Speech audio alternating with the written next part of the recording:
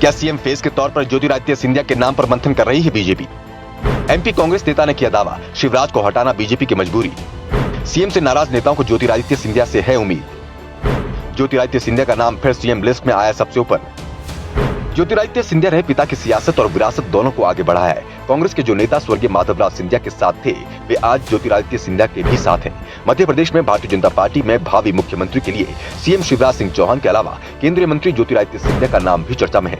सिंधिया शायद ऐसे एकमात्र नेता है जो बीजेपी में कुछ ही महीना पहले कांग्रेस छोड़कर आए हैं, लेकिन इतने कम समय में उनका नाम सीएम पद के रूप में बार बार सामने आ रहा है।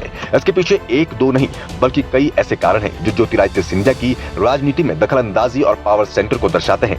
केंद्रीय मंत्री ज्योतिरादित्य सिंधिया की नाराजगी से ही मध्य प्रदेश में शिवराज सरकार को एक बार फिर सत्ता संभालने का मौका मिला। इस बात को तो सभी जानते हैं, लेकिन इस बात को जानना भी बेहद जरूरी है कि ज्योतिरादित्य सिंधिया मध्य प्रदेश की राजनीति में वो चेहरा है जिनकी नाराजगी और रजामंदी से कई नेताओं की किस्मत बदल गई है।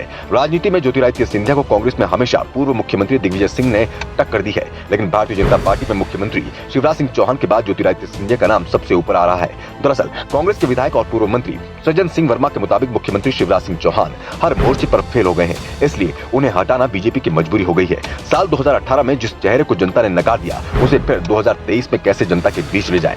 इस बात को लेकर बीजेपी में मंथन चल रहा है। इस कड़ी में केंद्रीय मंत्री ज्योतिरादित्य सिंधिया के अलावा गृह मंत्री नरोत्तम मिश्रा, बीजेपी प्रदेश अध्यक्ष बीडी शर्मा के अलावा भी कई नाम हैं, लेकिन विधानसभा चुनाव के बाद इस बार मुख्यमंत्री कमलनाथ ही बनेंगे। भारतीय जनता पार्टी ज्योतिरादित्य सिंधिया को भविष्य में मध्य प्रदेश की कमान सौंपकर एक तीर से कई निशाने भी एक साथ साध सकती है। मुख्यमंत्री शिवराज सिंह चौहान के बाद पार्टी में कई बड़े नाम मुख्यमंत्री के रूप में सामने आते रहे, मगर अंदरूनी तौर पर सभी एक दूसरे के खिलाफ भी हैं। ज्योतिरादित्य सिंधिया एक ऐसा नाम है जिसे लेकर भारतीय जनता पार्टी के प्रतिद्वंदी नेताओं की नाराजगी खत्म हो सकती है। ज्योतिरादित्य सिंधिया को राजनीति भले ही विरासत में मिली हो, लेकिन उन्होंने लोकप्रियता के मामले में कई दिग्गज नेताओं को पछाड़ रखा है। ज्योतिरादित्य सिंधिया 15वीं लोकसभा में गुना से सांसद चुनकर आए थे। उन्हें मनमोहन सरकार में वाणिज्य एवं उद्योग मंत्री भी बनाया गया। इसके बाद वे लोकसभा का चुनाव हार गए, लेकिन एक बार फिर मध्य प्रदेश में तख्ता पलट होने के बाद जून 2020 में मध्य प्रदेश में राज्यसभा सांसद चुने गए। वो वर्तमान में केंद्रीय नागरिक उड्डयन मंत्री हैं। ज्योतिरादित्य सिंधिया को मध्य प्रदेश के भावी मुख्यमंत्री के रूप में भी हमेशा देखा जा रहा है। केंद्रीय मंत्री ज्योतिरादित्य सिंधिया ने पिता की सियासत और विरासत दोनों को आगे बढ़ाने का काम किया। कांग्रेस के जो नेता स्वर्गीय माधवराव सिंधिया से जुड़े हुए थे, वे आज भी ज्योतिरादित्य सिंधिया के साथ हैं।